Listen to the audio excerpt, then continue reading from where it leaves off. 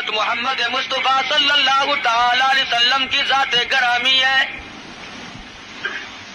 کسی کی سیرت جوانی سے شروع ہوگی، کسی کی سیرت 40 سال میں جا کے شروع ہوگی، کسی کی سیرت 30 سال کی عمر میں جا کے شمار کی جائے گی. آمنہ کے در یتیم کا یہ حال ہے، نہ زمین تھی نہ آسمان تھا، نہ ستارے تھے نہ چاند نہ سورج، نہ حجر نہ شجر، نہ درخت نہ پتے، نہ سبزی نہ ترکاری، نہ کانٹے نہ پھول، کچھ بھی نہ تھا. سرکار مدینہ صلی اللہ علیہ وسلم کی سیرت کے تذکرے اس وقت بھی ہوا کرتے تھے. فرمایا وما ارسلناک الا رحمۃ للعالمین.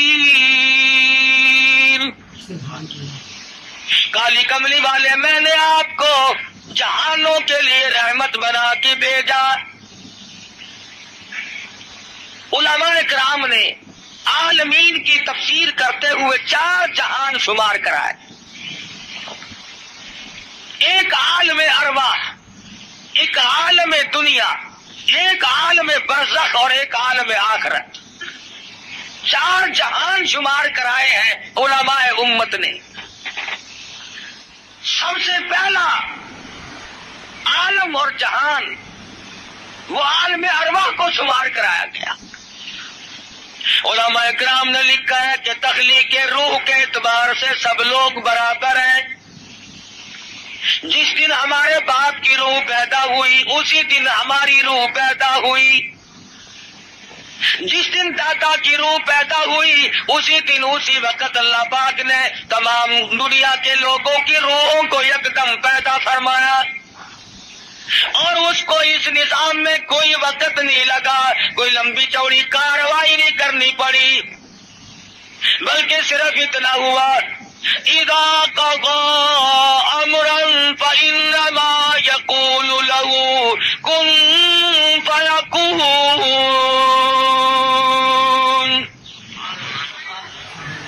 جب وہ کسی کام کو کرنا چاہتے تھے اور چاہتے ہیں بس فرماتے ہیں ہو جا، وہ ہو جایا کرتا ہے. سارے جہان کی روحیں پیدا ہو گئی. تمام روحوں کو ایک جگہ اکٹھا کر کے اللہ پاک نے فرمایا الست بربکم. او دنیا میں جانے والوں، عالم ارواح میں رہنے والوں، کیا میں تمہارا رب ہوں؟ اللہ پاک نے عالم ارواح میں امتحان شروع کر دیا. دنیا میں جا کر یہ لوگ بگڑ جائیں گے، طرح طرح کے دھندوں میں پھنس جائیں گے، لغویات میں مشغول ہو جائیں گے. ان سے یہی اقرار لے لیا جائے الست بربکم.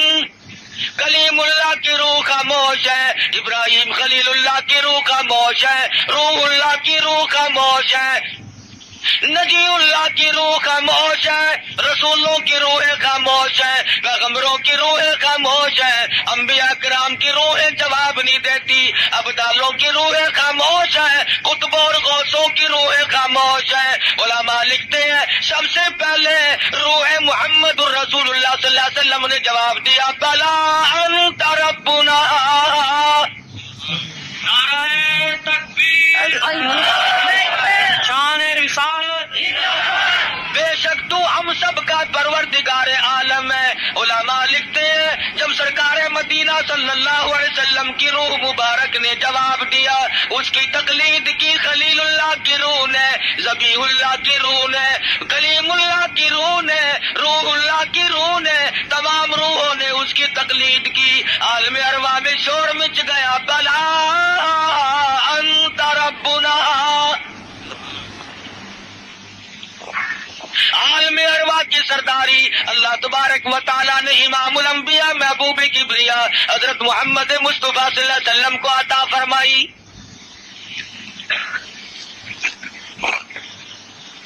عالم دنیا کی ابتدا ہو رہی ہے، آغاز ہو رہا ہے. سیدنا آدم علیہ السلام کو اللہ پاک نے پیدا فرمایا.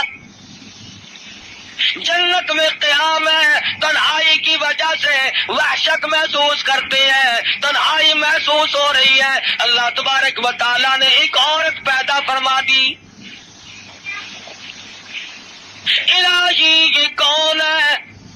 میں نے تمہارے لیے عورت پیدا کی ہے، قریب جا پہنچے، ہاتھ لگاؤں گا، لمس کروں گا، چھوؤں گا اسے، یہ میری ہے۔ آواز آتی ہے اے آدم ٹھہرو، غلطی نہ کرنا، ابھی ہاتھ لگانے کی اجازت نہیں، پیدا میرے لیے کی گئی ہے، ہاتھ لگانے کی اجازت کیوں نہیں؟ آواز آتی ہے اے آدم آپ ابو البشر ہیں، سارے جان کے لوگوں کے ابا ہیں، یہ سارے جان کے لوگوں کی اماں ہے، پہلے حق مہر ادا کرو پھر ہاتھ لگاؤ۔ الہی سونے کے محل دے دو، کستوری زعفران کا گاڑا جن محلوں میں لگا ہوا ہے وہ مکان دے دوں، سونا دے دوں، چاندی دے دوں، باغات دے دوں۔ آواز آتی ہے نہیں، پھر اور کیا دینا پڑے گا؟ آواز آتی ہے وما ارسلناک الا رحمۃ للعالمین، آج میرے حبیب کی تمام دنیا کے لوگوں کے سامنے سیرت ظاہر کرنی ہے، یہاں سے ان کے تذکرے شروع کرنے ہیں۔ اے آدم کچھ لینا دینا نہیں ہے، یہاں کھڑے کھڑے آپ میرے محبوب کی ذات اقدس پہ 20 مرتبہ درود پاک پڑھے، حق مہر ادا ہو جائے گا۔ نعرہ تکبیر، تو سایہ عثمان نبوت، نعرہ تکبیر۔ ابھی شروع ہوا ہے دنیا کا نظام کہ حبیب کبریا حضرت محمد الرسول اللہ صلی اللہ علیہ وسلم کے تذکرے شروع ہو گئے، دوسری پڑھو حق مہر ادا ہو جائے گا۔ آج مسلمان کو درود پاک پڑھنے کی توفیق نہیں۔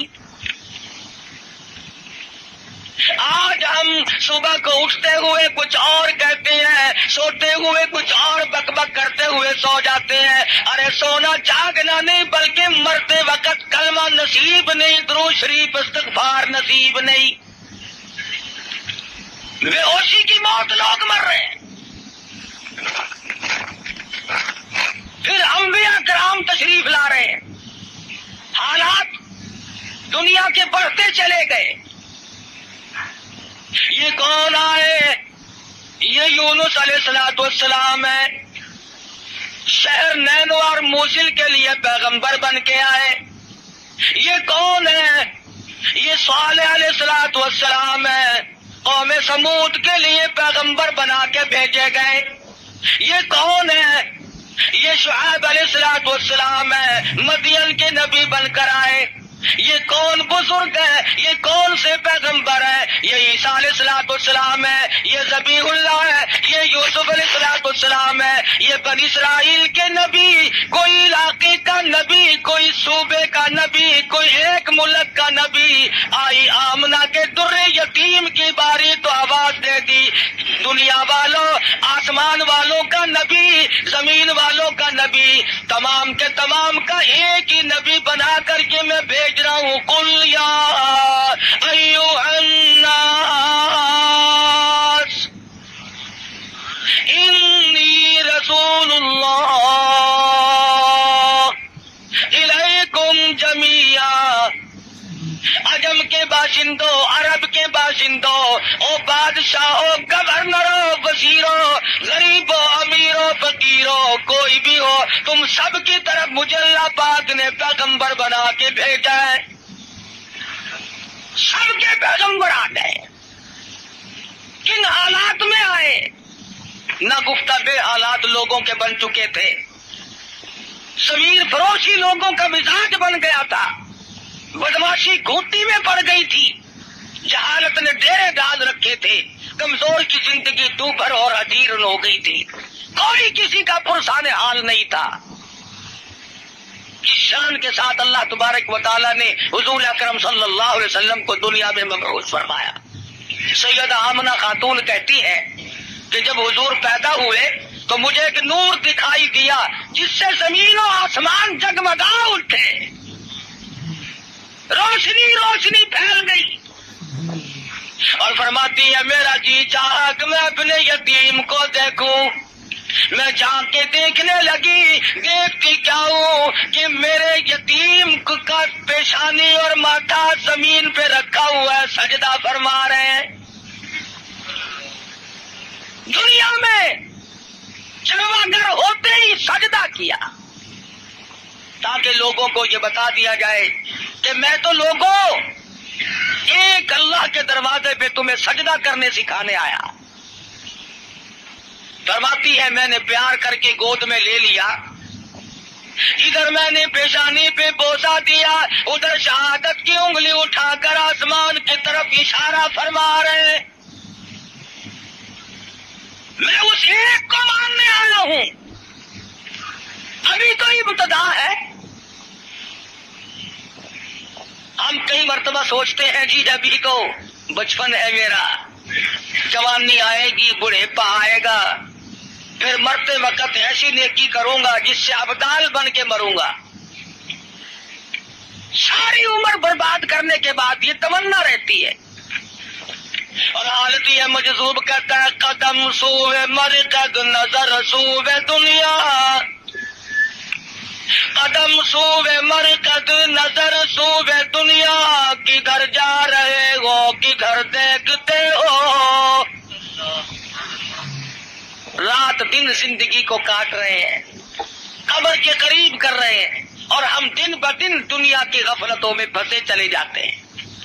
سوچا تک نہیں کبھی. بڑھیپا آ جاتا ہے, سفید بال آ جاتے ہیں, پھر بھی ہمیں کبھی موت کا فکر دامنگیر نہیں ہوا. کیوں ہو, کیا ضرورت پڑی؟ حضور اکرم صلی اللہ تعالی علیہ وسلم کی ذات اقدس یتیم پیدا ہوئی. حلیمہ کہتی ہے میرے پاس میرا ذاتی بچہ تھا, لوگوں نے مجھے اپنا بچہ اس خوف سے نہیں دیا کہ یہ اپنے بچے کو تو پالے گی اور ہمارے بچے کو بے پرواہی کر کے خراب کرے گی. چلتی چلاتی حضور کے دروازے پہ آ گئی, کہنے لگی آمنہ مجھے کم سے کم اپنے یتیم کی زیارت تو کرا. کہتی ہے جب آمنہ خاتون نے چٹی چادر حضور کے چاند جیسے چہرے سے اٹھائی, حلیمہ کی آنکھیں چندھا گئی اور کہنے لگی میری آنکھوں نے آج تک اتنا حسین بچہ کوئی دیکھا نہیں. حلیمہ کہتی ہے میں نے بھی نہیں دیکھا. آمنہ فرماتی ہے میں نے بھی نہیں دیکھا. آواز آتی ہے, جبریل کہتے ہیں او حلیمہ او آمنہ تم کہاں سے دیکھ لیتے ہیں, تمہارے سامنے تو صرف قریش کے بچے ہیں, بنو سعد کے بچے ہیں. میں مشرق کا چکر لگاتا ہوں, میں مغرب کا چکر لگاتا ہوں, شمال میں پھرتا ہوں, جنوب کا چکر لگاتا ہوں. رب کبریا کی قسم آج تک میری آنکھوں نے اتنا حسین دیکھا نہیں.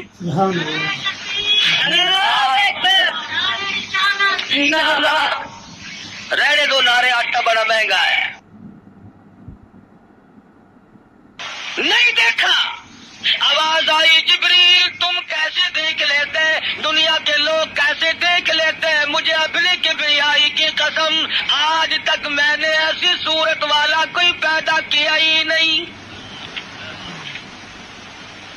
الہی اب تو آیا کریں گے, اب تو ایسے آنے شروع ہو گئے, چلو پہلے نہیں آئے تھے تو کیا بات ہے. آواز آتی ہے رخ مصطفیٰ ہے وہ آئینہ, اب اس جیسا دوسرا آئینہ نہ ہمارے چشم خیال میں اور نہ دکان آئینہ ساز میں.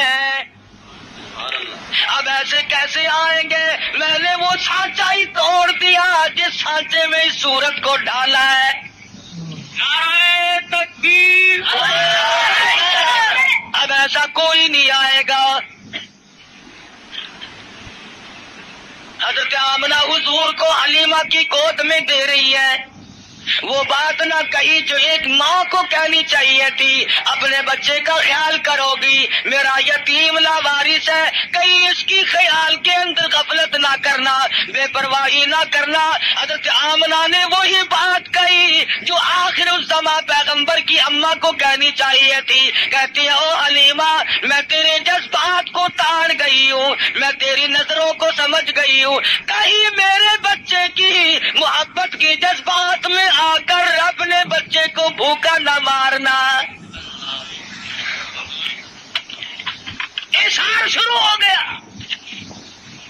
ہمدردی کا پیغام حضور کے آتے ہی شروع ہو گیا۔ یہ سعودی عرب والے بھوکے مرا کرتے تھے، حاجیوں سے ستو چھین کر مانگ کر کھایا کرتے تھے۔ ادھر قانون مصطفیٰ صلی اللہ علیہ وسلم کے چند قانونوں کا اجرا کیا، حدود اللہ کو قائم کیا، ادھر اللہ میاں نے زمین کو حکم دیا، جب میرے نبی کو دستور کو مان بیٹھے اب سونا باہر اگل دے۔ پٹرول نکل رہا ہے، سنگ مرمر نکل رہا ہے، سونے کی کانیں نکل رہی ہیں۔ تم دیکھنا تو صحیح، جب ہمارے ملک میں اسلامی نظام کو استحکام کی صورت حاصل ہو جائے گی اور ہم جب سب دل سے ماننے لگیں گے، خدا کی قسم پھر اس کی برکتوں کا مشاہدہ کرنا۔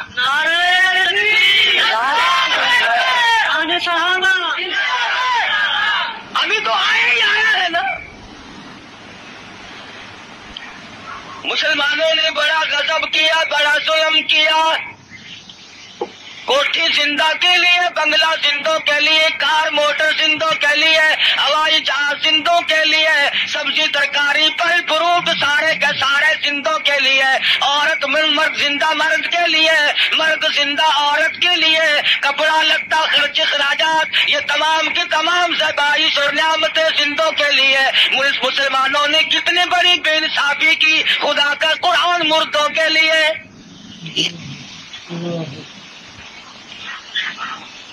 ساری عمر کبھی بنگلے میں اللہ کے قرآن کو جگہ نہ دی، تمام عمر کبھی کوٹھی میں قرآن کو جگہ نہ ملی، کبھی کارخانے میں ذکر تک نہیں آیا اللہ کے قرآن کا۔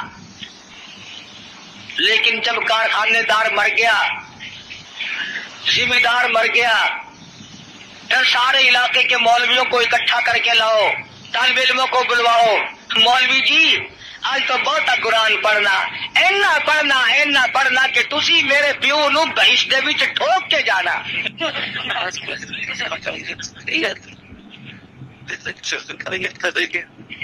ساری عمر نیڑے نہیں آیا کبھی، شرابیں رج رج کے پی، بدماشی کی، بغاوت کی، مرنے کے بعد قرآن یاد آیا۔ اس کا مطلب یہ ہوا کہ یہ قرآن مردوں کے لیے آیا، زندوں کا اس میں کوئی حصہ نہیں ہے، تھوڑا سا۔ مولوی صاحب نشتر والوں نے بھی جواب دے دیا، ڈاکٹروں نے بھی جواب دے دیا، حکیموں کو دکھا بیٹھے ہیں، ڈاکٹروں کو دکھا بیٹھے ہیں۔ ہوں تسی کچھ اللہ اللہ کر دو، اللہ کے نام کی برکت آخر ہوندی ہے۔ آخر گولی ٹکا انجیکشن آپریشن معجون پہلے، خدا کا قرآن پچھو۔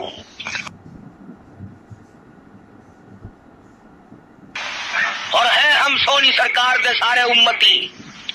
عقیدے کی بات کر رہا ہوں کہ ہمارے نظریات دیکھو کتنے بگڑے، ہم کہاں گئے۔ تمہیں کیا معلوم ہے، زید بن حارث رضی اللہ تعالی عنہ صحابی کہتے ہیں میں مدنی کریم صلی اللہ علیہ وسلم کی ساتھ کا حضور جب طائف میں تشریف لے گئے، سرداروں کو اللہ کا قرآن سنایا، توحید کا پیغام پہنچایا، انہوں نے تو انکار کر دیا۔ طائف کے امیروں کے، غریبوں کے، شریر بچے جھولیاں پتھروں کی بھر کے سرکار مدینہ کے پیچھے لگ گئے۔